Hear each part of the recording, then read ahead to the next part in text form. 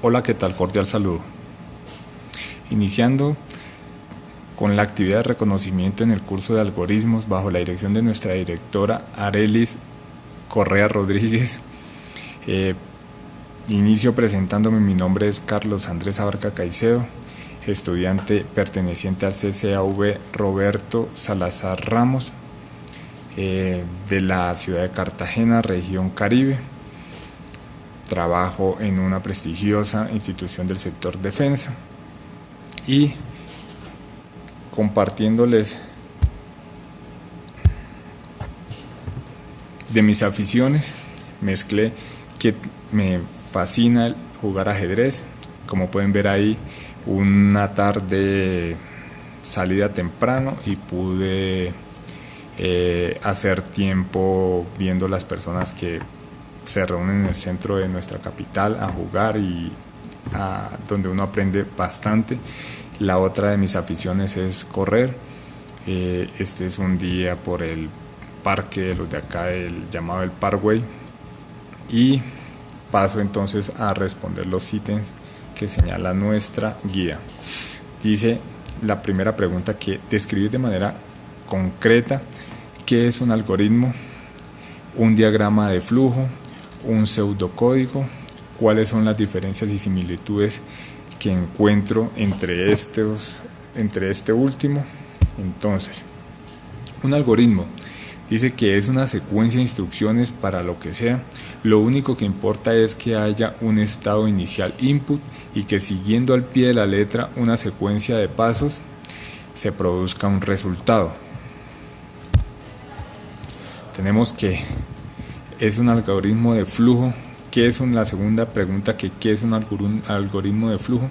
Es la representación gráfica de un procedimiento que desglosa un proceso en cualquier tipo de actividad a desarrollarse para la solución de un problema.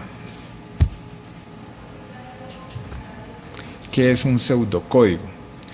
Un pseudocódigo, en cuanto a definición, se traduce como que tiene el equivalente a falso, es traducida con un sinónimo como un código falso, que en otras palabras o más claramente enmarca su funcionamiento de edición de algoritmos, siendo la técnica que facilita la escritura del algoritmo como paso previo a la programación.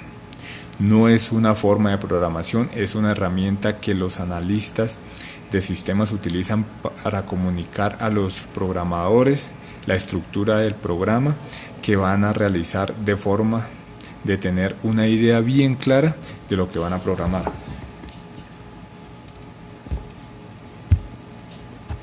Un ejemplo de un pseudocódigo es lo que vemos aquí a nuestra izquierda, que es un algoritmo plasmado apenas en la escritura de cómo contestar una llamada. Entonces dice: levante la bocina, espere tono, marque el número, espere que contesten, hable con la persona, cuelgue la bocina, confirmo. Es un algoritmo para realizar una llamada. Y a la derecha vemos que es un diagrama de flujo donde ya está dentro de la estructura lo que es el pseudocódigo.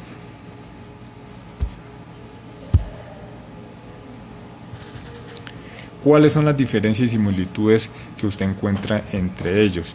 Entonces, un pseudocódigo, para entrar a definir diferencias y similitudes, vamos a definirlos. Son tipos de datos. Entonces, hay numéricos, enteros, que utilizan los números enteros que conocemos, y los números reales. Los números enteros pueden ser hacia la tabla o hacia la línea numérica de menos, o hacia del 0 en adelante: 100, menos 5, menos 1, 0, 1, 2, 3, ¿cierto? 25. Números sin parte decimal, esos son los enteros. Y los números reales, que son con décimas, ¿cierto? 3, menos 3.2, menos 1.2, 0, y sigue 0.5, 3. Entonces, aquí podemos ver de que se encuentran similitudes, pero más adelante es donde ya están en el mismo cuadro reunidas estas. Existen tipos de datos lógicos que utilizan los valores de B y F para definir verdadero o falso, pasa o no pasa. Cálculo carácter, carácter, Y, C, R, I, arroba, puede ser números, pueden ser letras, pueden ser caracteres, pero una precisión es que deben ir dentro de comillas sencilla. Para cadena, carácter cadena lo podemos definir como la unión de los caracteres, pero en secuencia junta, y van a ir demarcados dentro de comillas dobles. Estas comillas o este tipo de datos es el mismo que utilizamos en el WhatsApp para cuando enviamos un mensaje, por ejemplo, hola Aleja, ingrese un número. Este es para definirlo, y seguimos ya para definir las diferencias. Entonces, diferencias tenemos que unos emplean caracteres, otros emplean un tipo de número, otros emplean un conjunto de caracteres.